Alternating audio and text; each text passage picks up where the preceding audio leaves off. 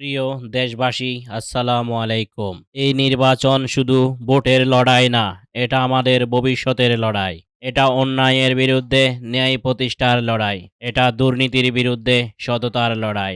আজ প্রশ্ন একটাই, আমরা কি আগের মতোই থাকবো নাকি পরিবর্তনের সাহস দেখাবো? আপনার একটি ভোট আপনার সন্তানের ভবিষ্যৎ বদলে দিতে পারে। আপনার একটি ভোট দুর্নীতির দরজা বন্ধ করে দিতে পারে। আপনার একটি ভোট দেশকে নতুন দিশা দেখাতে পারে। মনে রাখবেন, ভোট শুধু অধিকার নয়, ভোট একটি আমানত। এই আমানতের সঠিক ব্যবহারই পারে বাংলাদেশকে শক্তিশালী, ন্যায়ভিত্তিক ও সমৃদ্ধ রাষ্ট্রে পরিণত করতে। চলুন আমরা শপথ করি, ভয়কে না বলি, টাকাকে না বলি, চাপকে না বলি। আমরা ভোট দিব বিবেক দিয়ে, কারণ ভবিষ্যৎ বিক্রি করার মতো জিনিস না। ভবিষ্যৎ গড়ে তোলার দায়িত্ব আমাদেরই। 12 তারিখ হোক সিদ্ধান্তের দিন, হোক পরিবর্তনের দিন, হোক নতুন ইতিহাস লেখার দিন।